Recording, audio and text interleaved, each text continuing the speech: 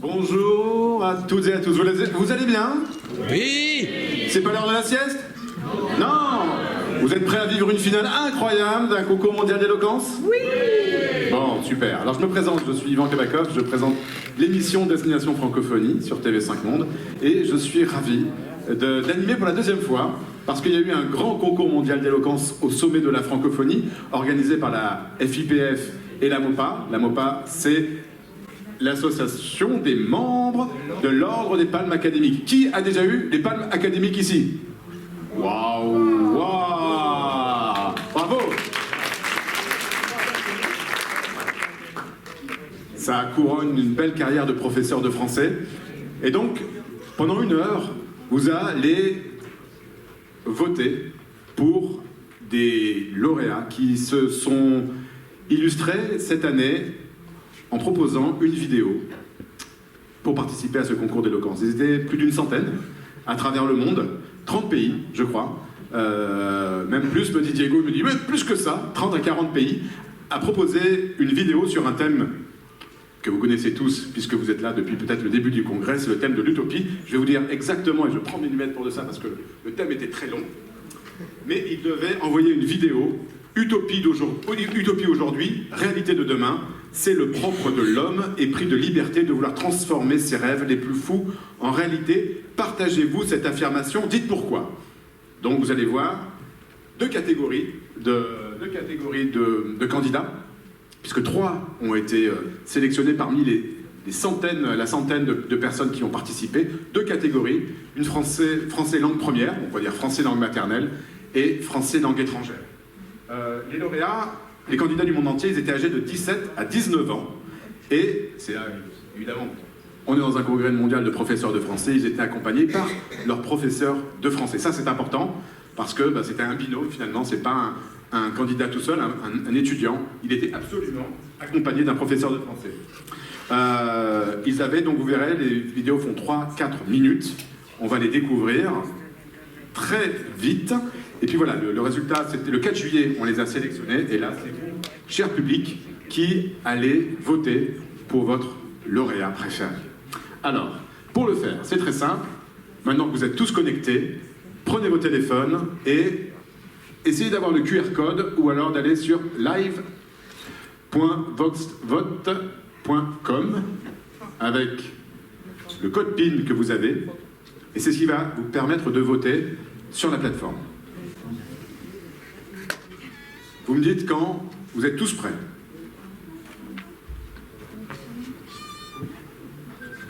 Enfin, je vous demanderai si vous êtes... Ça va? Vous y arrivez? Ça marche? Qui n'est pas prêt? Vous allez faire connaissance avec nos 3 premiers candidats. C'est des candidats qui sont pour la catégorie, je vous l'ai rappelé tout à l'heure, français langue première.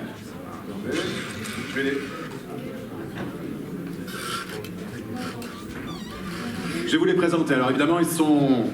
Voilà, la grande finale du concours de l'éloquence commence. Vous êtes prêts? Allez, on va y aller. 3 candidats. Je vous les présente. Les premiers, eh bien, c'est Lou Bono qui nous vient de France.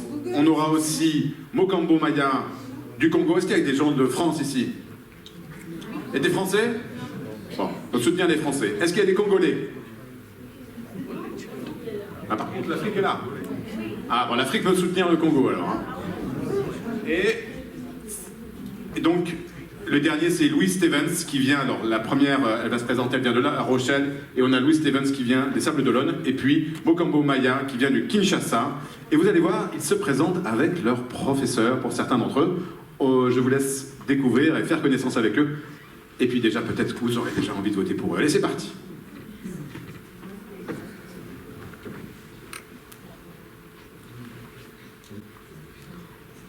Bonjour, je m'appelle Lou Bono, j'ai 17 ans et je vis sur l'île de Ré avec ma famille et je suis lycéenne au lycée Saint-Exupéry à La Rochelle.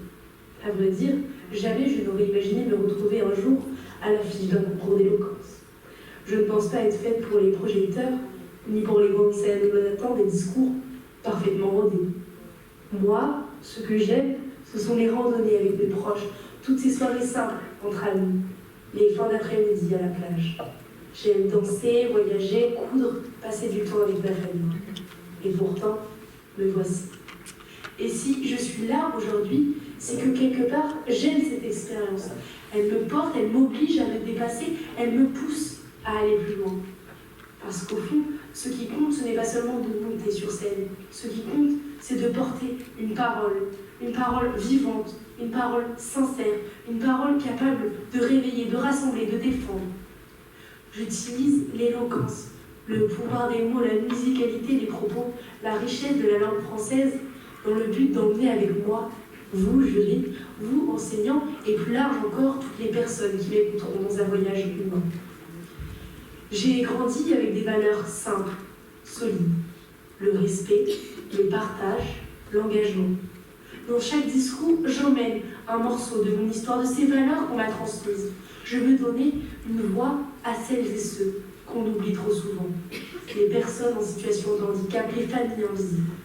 Tous ces sujets qui rappellent la valeur de la dignité humaine. Merci à vous.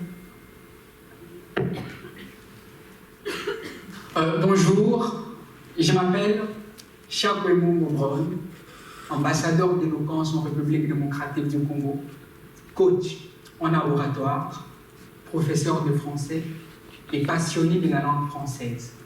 En effet, c'est avec un plaisir énorme que nous prenons part à cette grande finale du concours mondial d'éloquence organisée par la MOPA. Mais la particularité de cette participation est qu'elle est portée à cœur par tous les Congolais, par son gouvernement, par l'entremise du ministère de la Culture, Arts et Patrimoine. Mais nous voudrions effectivement que cette participation soit la circonstance par laquelle nous allons militer pour que la paix revienne dans toutes les régions ravagées par les conflits armés, mais précisément en République démocratique du Congo, mon pays, dans les villes de Goma, Bukavu et Touri. Merci. Coucou, je m'appelle Makembo Maya. J'ai 18 ans et je suis en terminale en pédagogie générale au lycée Motema Mpiko. Je suis aussi passionnée de lecture et d'écriture en français et j'ai été championne nationale d'éloquence des débatteurs sans frontières.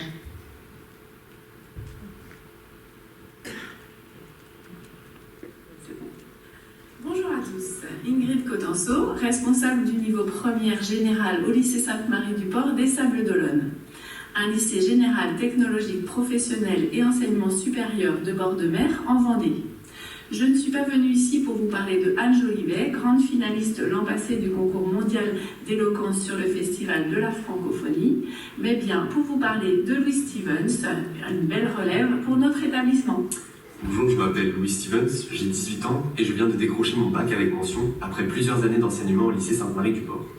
Au cours de ma scolarité, j'ai pu apprendre à travers mes enseignements de spécialité en histoire, géographie, sciences politiques et géopolitique, ainsi qu'en sciences économiques et sociales.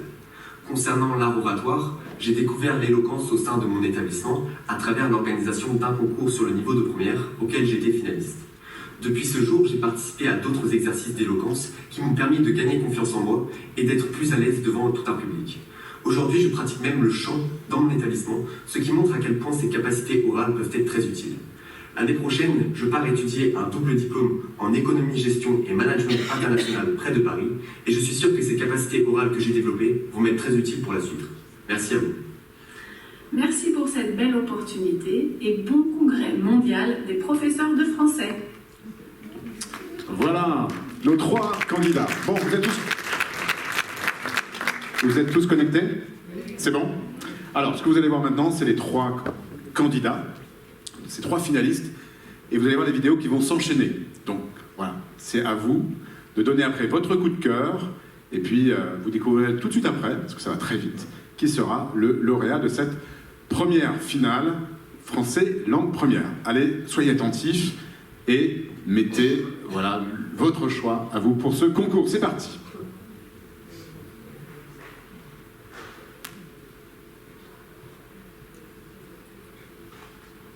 Mesdames et messieurs, utopie aujourd'hui, réalité de demain. Il y a dans cette phrase une ambition, voire une exigence, celle de ne pas se contenter du monde tel qu'il est, celle d'oser le rêver autrement et surtout de le transformer. Mais qu'est-ce que l'utopie exactement? L'utopie, étymologiquement, vient du grec Utopos, ce lieu qui n'existe pas. C'est une vision d'un monde idéal, juste, égalitaire, d'une société dite parfaite. Un monde qui semble hors d'atteinte, mais qui depuis toujours guide l'humanité. Certains y voient une illusion, une douce idée un peu naïve. Mais en vérité, l'utopie n'est pas une fuite. Ce sont les rêveurs qui ont toujours changé le monde. Pas ceux qui baissent les bras, mais ceux qui osent lever les yeux. J'ai grandi avec une sœur en situation de handicap. Ma réalité à moi s'appelle Juliette. Et très tôt, j'ai compris ce que signifiait vivre à côté des écoles qui ne sont pas adaptées, à côté des jeux auxquels on ne peut pas participer, à côté des conversations qu'on évite par gêne ou par ignorance. Pendant longtemps, les personnes dites différentes ont été cachées, mises à l'écart, oubliées. On les appelait invalides, anormaux, inadaptés. On les enfermait. Le handicap n'était pas un sujet, il était un tabou, une gêne, parfois même une honte. Et pourtant, certains ont rêvé d'un monde plus juste.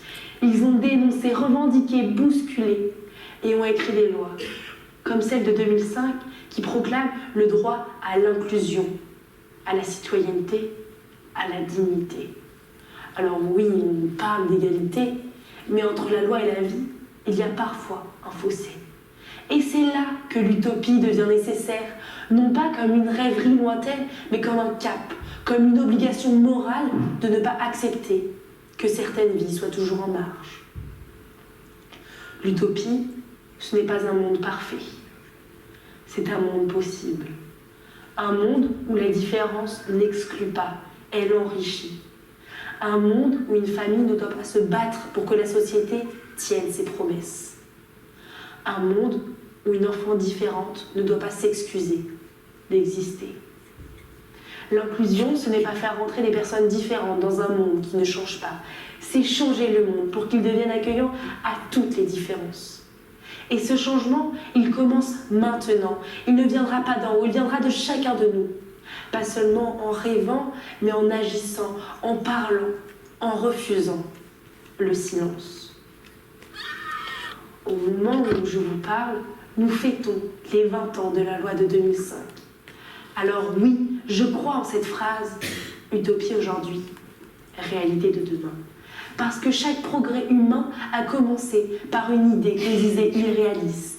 Parce que nous sommes la génération qui a le devoir de rendre l'impossible accessible. Et parce que ma sœur mérite un monde qui la voit vraiment. Et je vais plus loin, je choisis mes utopies et je les revendique, je les transforme en projets. Demain, je rêve d'une école vraiment inclusive où chaque élève a sa place. Demain, je rêve d'une société où la différence ne justifie plus l'isolement. Demain, je rêve d'un monde où l'inclusion n'est plus un combat, mais une évidence. Demain, je rêve que le handicap ne soit plus un obstacle pour créer, travailler, s'exprimer. Demain, je rêve d'une société où l'on regarde la différence non avec peur, mais avec respect. Mais rêver, c'est bien, mais rêver ne suffit pas. Il faut se lever, il faut dénoncer, défendre, construire, ensemble. À ceux qui ont cru un jour qu'un autre monde était possible, et à ceux qui continuent d'y croire, tenons-nous. L'utopie d'aujourd'hui est l'avenir qu'on écrit. Merci. Mesdames et messieurs, un jour j'ai rêvé. Oui, j'ai rêvé. Pas pour fuir la réalité, mais pour la bousculer. J'ai rêvé de me lever, de parler et qu'à travers ma voix naisse une force plus grande que nous. Une force capable de briser les chaînes de l'injustice, de rallumer les braises du courage et d'illuminer les ombres, là où l'espoir semblait s'éteindre. Ce rêve-là semblait fou, lointain. Mais me voilà aujourd'hui vivante, vibrante et libre. Libre de croire que l'utopie n'est pas un mirage, mais une graine que l'on sème dans les terres arides de la réalité. Et si je suis ici devant vous, c'est que cette utopie parfois prend le visage de ceux qui osent y croire. Utopie. Ce mot venu du grec signifie non-lieu. Pourtant, ce que l'on ne voit pas aujourd'hui peut exister demain. L'homme est ainsi fait. Il doute, il chute, mais il rêve. Et c'est ce rêve épris de liberté qui le pousse à bâtir ce que l'on croyait irréalisable. Martin Luther King a rêvé lorsqu'il a dit « I have a dream ». J'ai un rêve. Mais il n'a pas seulement rêvé. Il a vu, au-delà des murs, une Amérique fraternelle. Il a osé croire en la paix. Et son utopie a réécrit l'histoire. Et l'histoire lui a donné raison. Malala, à 15 ans, a défié les armes avec une seule arme, sa voix. Elle aurait pu se taire, mais elle a parlé. Son rêve d'éducation écrit en lettres, de courage, a traversé le monde et est devenu une lumière pour des millions d'enfants. Puis, Patrice Emery Lumumba, celui qui, au cœur d'un Congo encore transgressé, a osé croire à une Afrique libre, maîtresse de son destin. Rêver pour Lumumba n'était pas un acte de faiblesse, mais de foi, un devoir. Et moi aussi je rêve. Je rêve d'un Congo qui relève la tête, un Congo où les enfants jouent sans fuir, où les mères n'ensevelissent pas leurs fils. Je rêve d'un pays où la paix n'est plus une prière lointaine, mais une promesse tenue. Où la richesse de notre terre nourrit enfin ceux qui l'habitent, où l'on ne cire plus les bottes de ceux qui pillent, mais où l'on se tient debout, même pieds nus. Mais je ne rêve pas que pour moi. Je rêve aussi pour les enfants de Gaza, pour les filles du Sahel privées d'école, pour les familles déplacées du Soudan, du Yémen, de la Birmanie. Je rêve leur paix comme je rêve la mienne. Que leurs cris deviennent silence de repos, que leurs larmes deviennent rivières de vie, et que les bombes se taisent enfin pour laisser place aux berceuses. Je rêve d'un monde où le mot guerre ne s'apprend plus à l'âge des contes, où les balles ne dévancent plus les mots, où le simple fait de vivre n'est plus un acte de résilience. Certains diront que c'est trop beau pour être vrai. Moi, je dis que c'est trop essentiel pour être abandonné. Aujourd'hui, mon utopie parle. Et demain, que ce soit pour la République démocratique du Congo, pour le monde ou pour l'enfant que j'étais, je veux que mes mots deviennent des ponts. Car l'impossible est un mot trop lâche pour ceux qui n'essayent pas. Oser rêver grand. Utopie d'aujourd'hui, réalité de demain. Merci.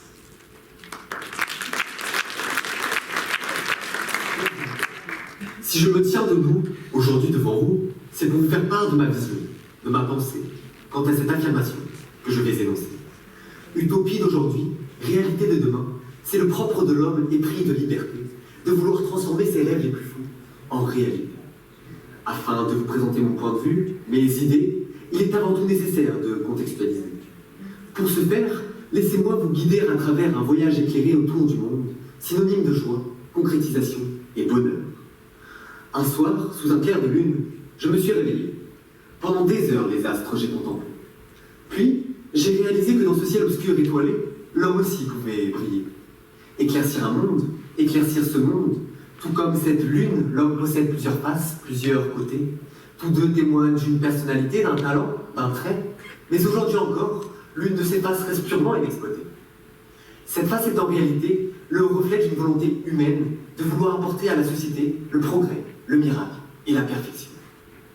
Alors, pour pouvoir briller, l'homme peut concocter une recette à base de diverses facultés. En effet, c'est en mélangeant son audace, ses envies, sa pensée et sa créativité qu'il peut concevoir et imaginer ce qui pourrait le rendre fier et l'émerveiller. C'est la concrétisation finale de cette recette qui forme ce dont l'homme rêve et souhaite. Rêver. Ah, ce mot de 2 syllabes et de 5 lettres flotte déjà partout sur notre planète. Effectivement, c'est au cours de l'histoire, du temps et des années que l'humanité est parvenue à transformer ce qui était utopie en réalité. L'utopie, Ce monde imaginé à connotation idéale et qui semble parfait témoigne de l'expression de désir et de volonté d'avoir sur cette terre davantage de liberté. Rêver pour être libre, rêver pour s'émanciper, depuis le berceau de l'humanité, l'homme n'a cessé de témoigner de toutes ses pensées. À titre d'exemple, on pourrait ensemble plonger dans l'océan du passé, y découvrir les différentes inventions et avancées qui furent à l'époque des utopies purement imaginées. On pourrait ainsi en conclure que rêver, c'est écrire une page, un chapitre de ce livre qui est l'histoire. Parce que même si ces rêves sont le fruit de notre imagination, ils peuvent rapidement devenir l'objet de réelles concrétisations. Les rêves sont les moteurs de nos vies. Ils nous poussent à réfléchir et surtout à agir. Ils nous permettent d'imaginer et nous poussent à mettre en place des moyens pour y arriver. Mais rêver, c'est aussi penser l'impensable, viser l'inconnu, l'impossible et l'inimaginable. Rêver, c'est se lancer un défi avec pour but premier d'y arriver. Et si rêver, c'était semer les graines d'un futur jardin rempli de beauté?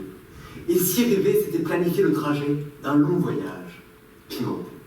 Croyez-moi, ce voyage, cette quête vers le bonheur, est certes sinueuse et dangereuse, mais l'arrivée, elle, est merveilleuse. Ce voyage ne s'effectue ni en première classe, ni en jet privé, mais nécessite de l'audace et de l'originalité. Ces qualités sont en effet indispensables pour affronter tous les obstacles et toutes les tempêtes qui entravent cette ascension vers la sommet. 10 ans, 10 mois, 10 jours, je ne saurais vous faire part de la durée de ce trajet, mais quoi qu'il en coûte, celui-ci mérite d'être effectué. Cher jury, imaginez tout simplement y arriver, atteindre un jour ce sommet et réaliser ce projet qui hante notre esprit toutes les journées. Croyez-moi, faire ce voyage n'est pas impossible. L'impossible n'est tout simplement pas. Cette arrivée est le reflet pour l'homme d'un gain de liberté.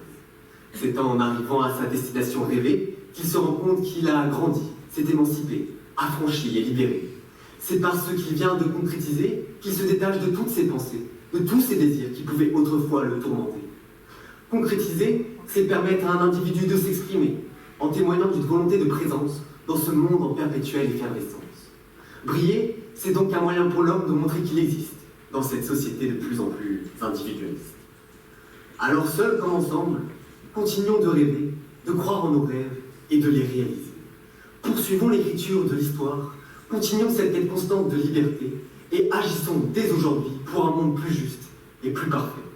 Alors oui, I have a dream, comme le disait Martin Luther King, tout comme la lune, je souhaite dans ce monde pouvoir briller, mais je rêve aussi surtout d'inspirer l'audace et l'originalité pour que la joie, le bonheur et l'égalité puissent bientôt retentir à travers toute l'humanité. Merci à tous. Voilà. Alors vous avez pu entendre Lou, Joël et Louis. Voilà, donc maintenant vous allez pouvoir vous connecter. On va vous remettre la diapositive si jamais des gens sont venus en cours de route et veulent se connecter.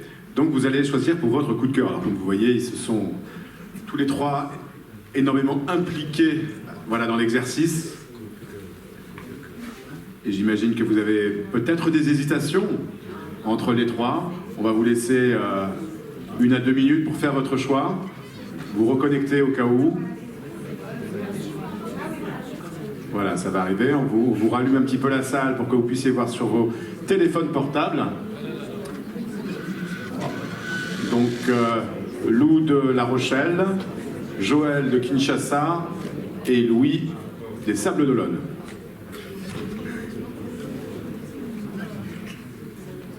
Ça va? C'est vous le jury cet après-midi.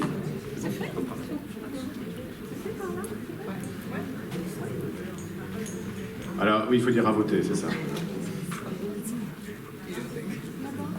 Ça va? Vous avez tous pu voter? C'est bon? Alors, Diego, on va faire un décompte. C'est bon pour toi? Attention, fin décompte. Alors, qui sera le lauréat ou la lauréate de cette première manche de compétition? Je fais un petit décompte. Diego, tu es prêt? L'impression qu'on est sur la fusée Ariane. C'est parti. 3, 2, 1, c'est parti. Eh bien, c'est Joël de Kinshasa. Bravo, Joël. Avec 65% devant Lou et Louis. Voilà, donc le Congo est en force, voilà, aujourd'hui. Et c'est vrai que, voilà, sa prestation est incroyable. Pardon ? Ah oui, voilà, première. C'est Joël Mokambo Maya avec 65% des votes. Ensuite, Lou Bono, 23,8% des votes. Et Louis Stevens avec 11,2%. Et moi, je les ai personnellement trouvés tous formidables. Tous formidables. Mais ce n'est pas fini, car maintenant, il y a une deuxième manche. Et là, peut-être que ça vous sentirez peut-être un peu plus concerné, parce qu'imaginez, ce sont vos élèves. Vos élèves qui participent à ce concours d'éloquence, puisque c'est la catégorie français, langue étrangère. Voilà. Est-ce qu'il y en a qui organisent des concours d'éloquence dans cette salle? Oui. Dans quel pays? Au Maroc. Ah ben ça tombe bien parce qu'il y a une Marocaine. Au Gabon aussi. Est-ce qu'il y a d'autres concours d'éloquence? En Azerbaïdjan, excellent. En Tunisie aussi. Et en Roumanie. Au Cambodge. Au Vietnam. Au Vietnam. Oui. C'est le concours interuniversitaire. Et moi, je suis vainqueur. Sur le sujet les rêves peuvent-ils changer le monde? Ouais. Évidemment que les rêves peuvent changer le monde. Et effectivement, moi j'ai eu la chance dans les émissions que je présente sur TV5 Monde de rencontrer plusieurs professeurs qui organisaient des concours d'éloquence, notamment au Togo. Il y a une maison de l'orateur, c'est Frédéric Katsou qui fait ça depuis plusieurs années. Et il y a même une émission sur la télévision nationale congolaise de concours d'éloquence des jeunes. Et c'est vrai que c'est un moyen extrêmement motivant pour l'apprentissage du français, parce que c'est stimulant et puis c'est un exercice qui n'est pas facile, mais qui permet à chaque étudiant, à chaque élève de se surpasser et je trouve que ce qu'on a vu là était assez formidable, assez emblématique. Alors on passe à la deuxième catégorie, donc français langue étrangère. Donc là il y a trois lauréats, trois finalistes qui nous viennent du Maroc. C'est Sarah Belkaïd, voilà, elle est là. Donc il y a des Marocains dans la salle, si j'ai bien compris. Oui, il y en a un au moins, deux, excellent. Et la deuxième lauréate, c'est Hélène, qui nous vient de Cuba. Est-ce qu'il y a des Cubains dans la salle? Est-ce qu'il y a des Latino-Américains? Ah oui, mais il y a quand même des Cubains qui participent au congrès, excellent. Et puis la troisième nous vient de Madagascar, c'est le troisième nous vient de Madagascar, et là c'est toujours hyper dur de dire des noms malgaches, mais je me tente. Axelin Kumberli Nandrazana, voilà, encore c'est pas le nom bleu. Est-ce qu'il y a des malgaches dans la salle? Non? Ah bon. Mais vous allez tous pouvoir choisir votre coup de cœur. Ils vont tous se présenter, comme tout à l'heure, donc je vous laisse les découvrir.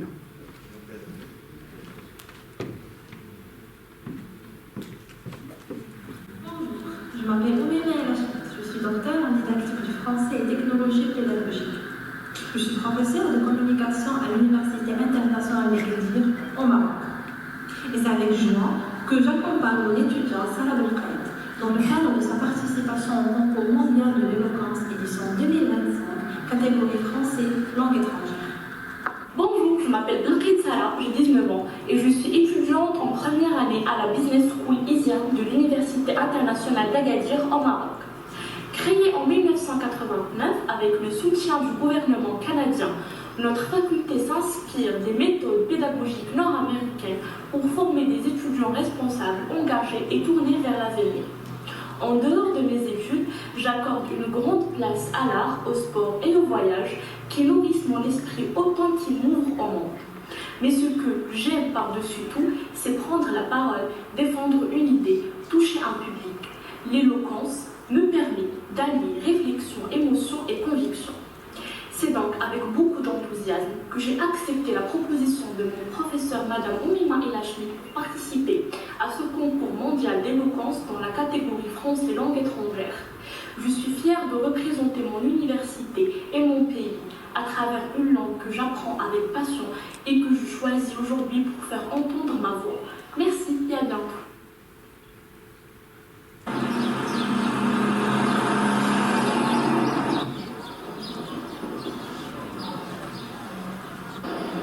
Bonjour, je m'appelle Alain Ramirez, je suis professeur de français de l'Alliance française de La Havane, ce centre de langue qui a été créé il y a plus de 70 ans. Et nous sommes ici pour présenter Hélène qui a gagné un concours mondial de l'éloquence et qui participera à la finale. Bonjour à toutes et à tous, je m'appelle Hélène Meirelles, je suis cubaine, j'ai 17 ans et je suis étudiante de l'Alliance française de Cuba depuis l'année 2014. Je suis ravie d'être finaliste du concours mondial d'éloquence. La langue française m'a permis de connaître un peu plus la culture de pays francophones, aussi la société et son histoire. En plus, m'a ouvert une porte géante de connaissances et de ressources qui m'ont aidé non seulement en tant qu'étudiante, mais aussi professionnellement. En plus, le fait de connaître une langue différente a élargi mes horizons dans la musique, la littérature et aussi mes objectifs professionnels.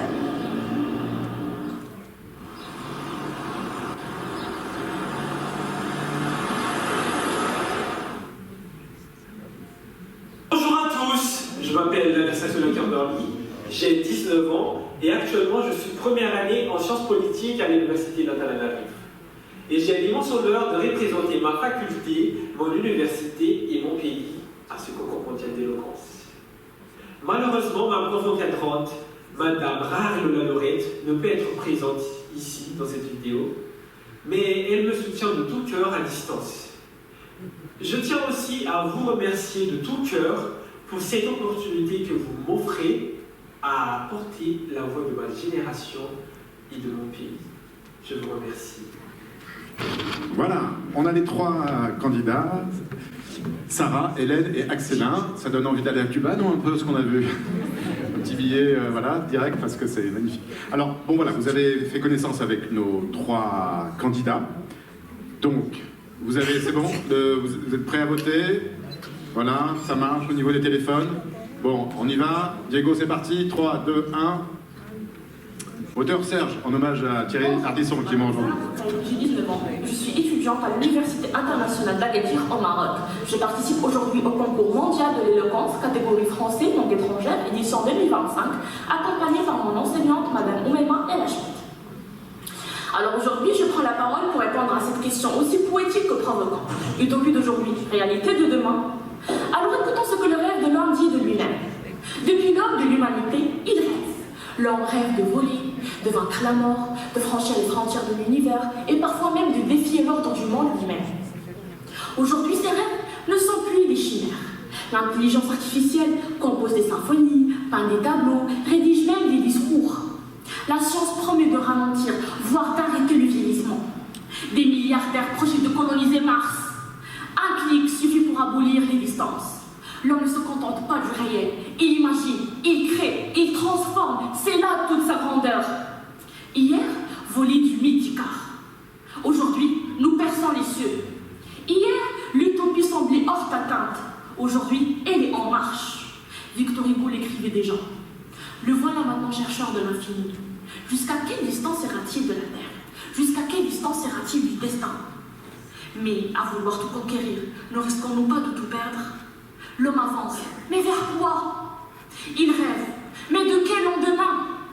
Ce même rêve d'évasion porte en lui les germes du succès. C'est l'hubris, ces 2 mesures tragiques que redoutaient les Grecs. L'homme ne veut plus seulement comprendre le monde, il veut le refaçonner. Il ne veut plus seulement vivre, il veut transcender sa condition. Et parfois, il frôle l'oubli de soi. Souvenons-nous de la tour de Babel. Les hommes ont voulu construire une tour immense, assez haute pour toucher le ciel. Mais leur quête d'absolu a mené à la confusion. Les langues se sont multipliées, les peuples se sont divisés, l'unité s'est brisée. Aujourd'hui encore, n'est-ce pas une nouvelle tour de Babel que nous érigeons? Une tour non pas de briques, mais de données, de serveurs, d'algorithmes. Une tour qui monte sans frein vers un ciel numérique sans boussole. Et l'on se demande, cette fois, que sera le prix à payer? L'intelligence artificielle pourrait penser sur nous. Les machines pourraient s'émanciper, non pas pour servir, mais pour décider. Le rêve pourrait se retourner contre le rêveur. Victor Hugo interrogeait déjà. Oh, profondeur, faut-il encore l'appeler l'homme? Et il nous mettait en garde. Où donc s'arrêtera l'homme séditieux? Alors que faire? Faut-il renoncer à nos rêves, à nos utopies? Non!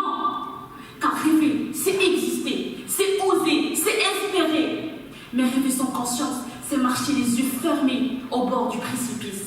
L'utopie devient réalité si elle est guidée par l'éthique, par la sagesse, par la mesure, par la responsabilité. Il ne s'agit pas de briser le génie humain, mais de lui donner un cap. L'homme doit rêver. Oui, oui, mais il doit aussi se souvenir qu'il est fragile, imparfait, limité, et que c'est peut-être là, dans cette imperfection assumée, que réside cette véritable grandeur. Et si cette course affrénée vers le progrès n'était qu'un passage, une étape, et si l'autodestruction que nous redoutons n'était pas une aberration, mais une loi de l'univers, l'homme défie-t-il le monde, ou ne fait-il que suivre un destin écrit dans les étoiles? Peut-être que le dernier rêve de l'homme sera celui dont il ne se réveillera peut-être plus jamais. Bonjour, je suis curieuse, car audacieux et rêveur infatigable. Un jour, on nous a dit que voler est impossible. On nous a dit qu'on ne pourrait jamais parler à quelqu'un de l'autre côté du monde d'un simple geste. On nous a dit qu'un enfant pauvre ne pourrait jamais devenir président et que la couleur de peau et les lieux de naissance étaient des chaînes impossibles à briser. Et pourtant, nous y sommes. Nous volons, nous sommes connectés et nous nous réveillons dans un monde qui n'existe autrefois que dans l'imagination de quelques fous ou de quelques courageux.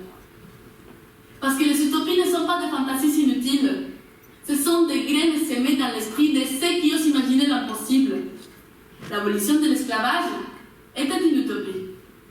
Le droit de vote des femmes, une utopie. La démocratie, l'Internet, l'éducation pour tous, tout cela fut utopie jusqu'à ce que quelqu'un s'élève et dise « Et pourquoi pas ?» Aujourd'hui, c'est à nous d'imaginer. Un monde sans pauvreté, une terre sans plastique dans ses océans, sans enfants mourant de faim, sans guerre pour l'eau. Un monde où l'intelligence artificielle ne remplace pas l'humain mais l'élève, où la diversité est célébrée et non simplement tolérée, où la réussite se mesure non pas à ce que l'on accumule, mais à ce que l'on transforme. Beaucoup diront que nous rêvons, et tant mieux, car chaque grande révolution est née d'une idée qui paraissait absurde. Aujourd'hui, plus que jamais, nous avons besoin d'utopisme, non pas comme échappatoire, mais comme boussole. Nous sommes fatigués des réalités brisées et des dirigeants qui ne font que gérer le chaos. Nous voulons des architectes du futur, de l'innovation avec une âme, de l'ambition avec du sens, de la technologie au service de l'humanité. Et parmi tous les utopistes, il y en a une qui crie plus fort que les autres. Oui, l'utopie écologique. L'idée de vivre en harmonie avec la terre, de respirer un air pur, de boire un eau claire et de marcher sans peur sur un sol fertile. L'idée de regarder nos enfants dans les yeux et leur dire « Cette planète est aussi la tienne et elle est vivante. » Cette utopie est urgente. Ce n'est pas un rêve lointain, c'est une nécessité immédiate. Car la mer s'étouffe dans le plastique, les forêts brûlent de douleur et les animaux disparaissent en silence. Pendant que nous, les êtres humains, appelons encore progrès à ce qui est en réalité destruction. Mais il est important, tant de repenser notre consommation, tant de créer des économies qui régénèrent au lieu d'épuiser, d'utiliser la technologie pour guérir et non pour exploiter. Il est encore temps d'unir science, art, éducation et politique au service de la vie. Parce que protéger la Terre n'est ni une mode passagère, ni un geste symbolique. C'est un engagement profond envers ce que nous sommes et ce que nous aspirons à devenir. Et c'est ici que l'utopie écologique rejoint toutes les autres. Car un monde sain est la base de tout avenir possible. L'avenir ne s'attend pas. Il se construit. Et il se construit avec des questions courageuses. Et si la réussite économique incluait la santé de la planète, et si le travail cessait d'être une forme d'esclavage déguisé en progrès, Et si l'intelligence collective devenait plus puissante que toutes les idéologies? Aujourd'hui, je vous invite à rêver, mais surtout à agir. Car une utopie sans action n'est qu'un soupir. Mais si une utopie avec de l'engagement devient une réalité. N'ayons pas peur de paraître naïfs. Ayons peur de paraître résignés. Car les fous qui rêvent de changer la planète sont les seuls qui n'ont jamais sauvé. Que les utopies d'aujourd'hui deviennent les réalités de demain. Et que les mains qui les rendront possibles soient les nôtres. Merci beaucoup. Mesdames, Messieurs, l'histoire même n'est pas une ligne droite. C'est un océan, parfois calme, parfois furieux. Un océan d'idées, de lutte, de révolution, où les vagues du doute côtoient les vents du courage afin d'atteindre l'horizon. Et dans cet océan, mesdames et messieurs, il y a toujours eu des rêveurs qu'on appelait fous. Des fous qui ont fini par bâtir le monde d'aujourd'hui. Utopie d'aujourd'hui, réalité de demain. Le propre de l'homme est d'oser transformer ses rêves fous en réalité. Est-ce que je partage cette affirmation? Oui, oui et mille fois oui, mesdames et messieurs, car l'histoire elle-même nous le murmure. L'utopie d'hier forge la réalité d'aujourd'hui. Regardons en arrière, explorons ces pages gravées à l'encre de la lutte et de l'espoir. En 1789, proclamer l'égalité entre les hommes était une folie. En 1963, rêver que noir et blanc marchent ensemble aux États-Unis relevait de l'utopie. Pourtant, mesdames et messieurs, la Déclaration des droits de l'homme a été signée. Martin Luther King a parlé. Et son rêve a changé l'Amérique. Alors, dites-moi, mesdames et messieurs, qui sommes-nous pour dire que les rêves sont vains? Aujourd'hui encore, des jeunes se lèvent, se battent, espèrent. Ils s'obstinent pour des causes que certains jugent encore utopiques, telles que la protection de l'environnement, l'égalité des chances, la transparence politique. Si je ne cite que Greta Thunberg, qui, malgré les moqueries, les mépris, n'a cessé de militer pour l'environnement. Et désormais, mesdames et messieurs, elle est écoutée par les dirigeants du monde entier. Ou encore Madame Zarzé, cette jeune fille qui a failli être réduite au silence seulement parce qu'elle a rêvé d'éducation pour toutes les filles. Et là encore, elle a marqué l'histoire, mesdames et messieurs. Elle a marqué l'histoire en devenant la plus jeune prix Nobel de la paix. Et pourquoi pas nous? Pourquoi pas vous? Pourquoi pas moi? Moi, Anastasia Kimberly, étudiant en sciences politiques à l'université d'Antananarivo. Moi, fils d'un milieu modeste, mais riche de rêves, de foi et d'espérance. Moi, jeune malgache convaincu que notre île n'a pas vocation à rester dans l'ombre du monde. Pourquoi ne serais-je pas de ceux qui feront briller Madagascar?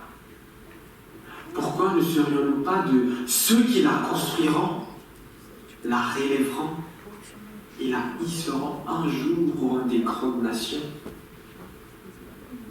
Pourquoi, mesdames et messieurs? L'utopie, vous dites sûrement. Moi, j'appelle cela un projet, une vision, une promesse. Pas un discours de paresse, mais une parole qui progresse. Je ne veux pas caresser le monde, mesdames et messieurs. Je veux la secouer d'ivresse, lui dire que rêver, c'est pas fuir, c'est faire forteresse. Et si rêver grand fait de moi un fou, je crie ma folie et qu'elle fasse trembler jusqu'au bout. Parce que oui, ceux qu'on traite de fou finissent souvent par changer le monde. Alors, rêvons, agissons, soyons fous, mesdames et messieurs. Fous d'oser imaginer un monde meilleur, fous de refuser la fatalité, fou de croire que nos voix peuvent déplacer des montagnes. Soyons fous, mesdames et messieurs, ce fou qui croit que l'impossible n'est qu'un possible qui n'attend qu'une chose, qu'on le tente. Merci.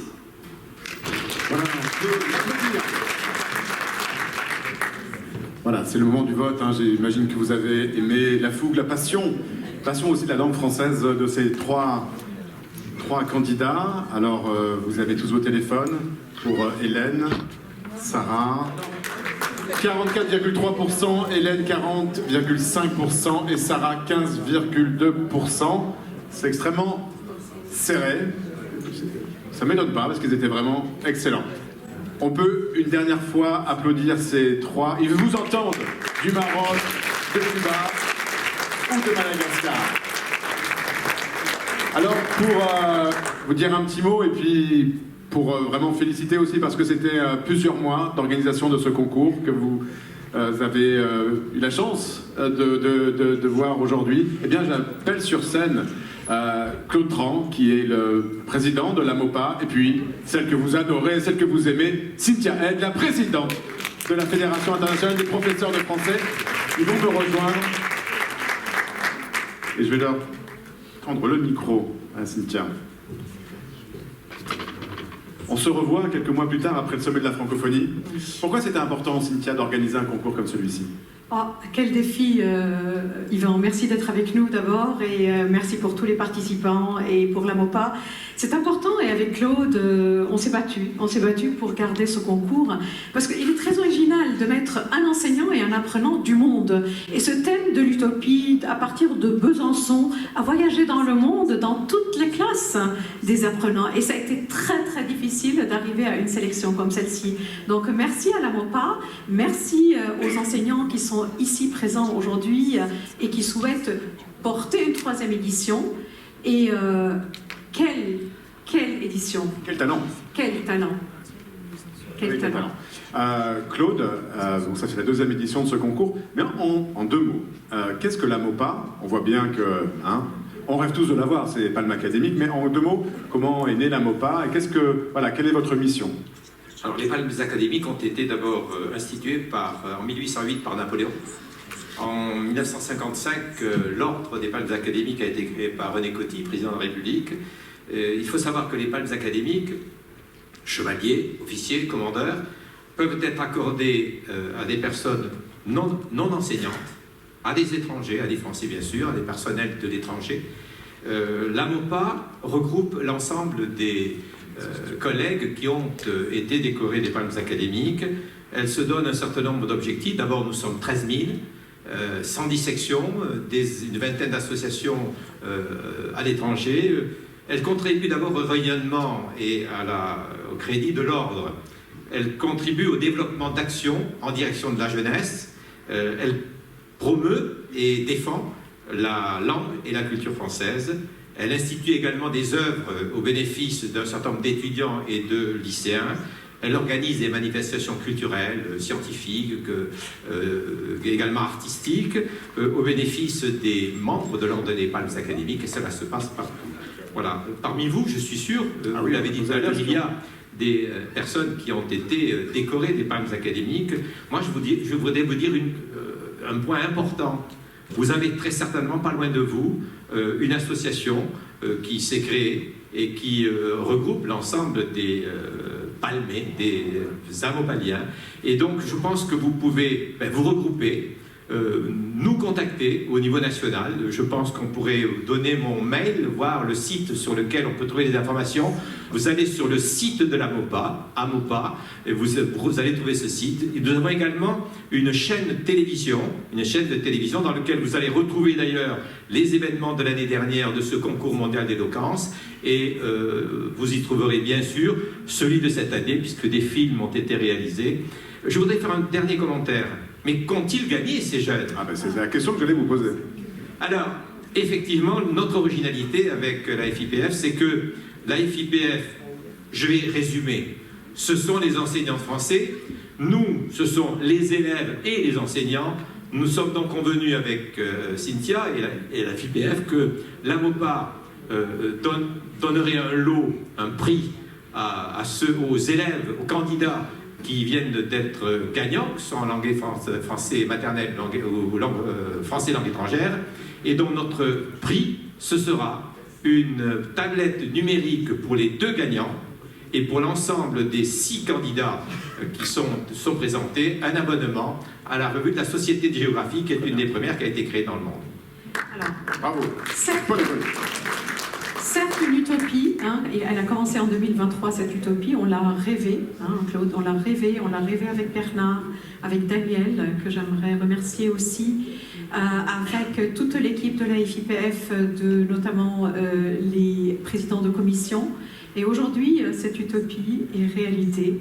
L'année dernière, les jeunes qui ont gagné lors du sommet, tu étais des nôtres, ont gagné un séjour enseignante et enseignant et apprenant, un long séjour quand même, hein, donc à Paris, des visites tous les jours, visite du Sénat, on a été accueillis un peu partout, et puis on a distribué les trophées, on va dire, sur la scène. Cette année, dans un bateau, dans une soirée, un dîner extraordinaire. Cette année, on n'a pas pu trouver le financement, mais encore une fois, cette utopie, elle nous poursuit.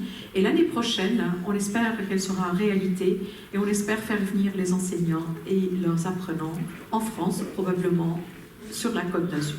Bon, ça c'est un joli programme.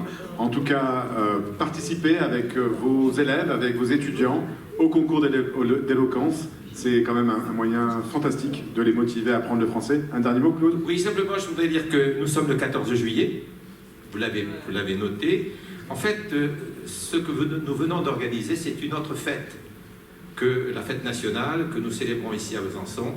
C'est la fête de la parole, de la jeunesse et de la francophonie.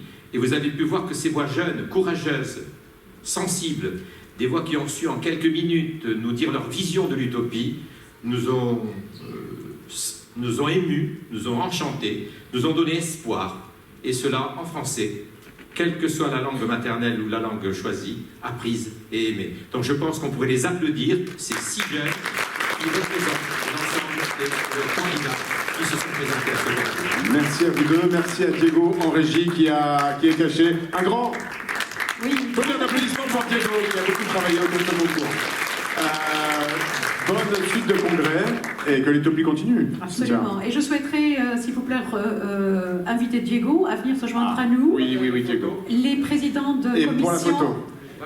Daniel, Bernard et les vice-présidents les vice-présidents Samir, si vous pouvez vous joindre à nous. Et si quelqu'un peut faire la photo dans la salle, ça serait parfait. Et après, on souhaiterait faire une photo avec vous tous aussi. Donc en un deuxième temps, on souhaiterait faire une photo depuis Besançon pour transformer cette utopie en réalité aussi. Philippe, tu restes pour la photo collective.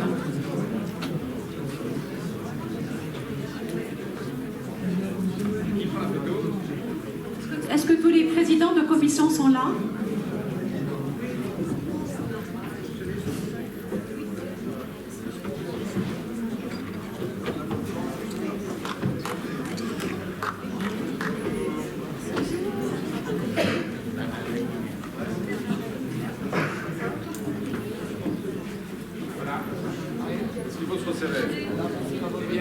Les photographes sont prêts. Encore un peu. Tout le monde est là?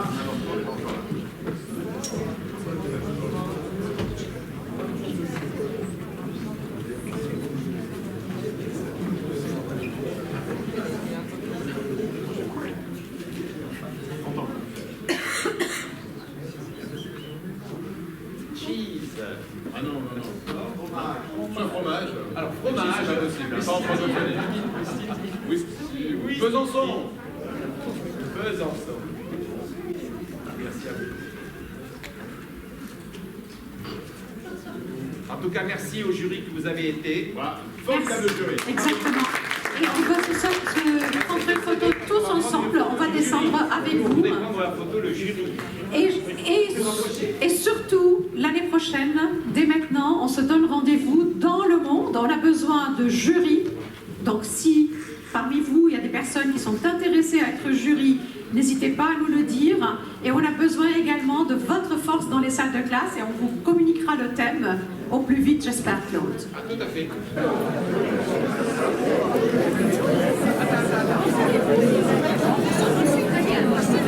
Venez, rapprochez-vous.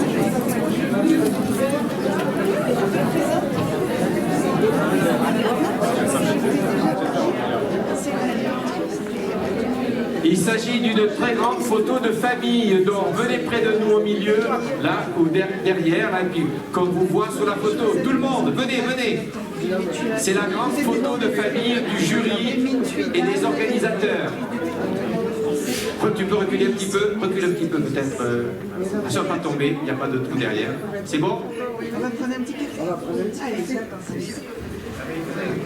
Sur le côté, il faut vous resserrer. Resserrez-vous sur le milieu. Recule encore un petit peu plus. Recule encore un petit peu plus. Voilà. Tu en fais plusieurs. Hein. Voilà. Alors nous avons une photographe de France Inter. Non, pardon, de quoi alors? Du Monde? Non, je ne sais plus. France 2, voilà. Non, non, c'est pas New York Times, c'est le Herald Tribune. Ah mais voilà, c'est parfait. On a une deuxième photographe qui arrive du Doubs. Du Doubs. Voilà, c'est très bien. Est-ce que vous pouvez nous envoyer la photo aussi à mopa.contact à votre mail? Ah, monsieur le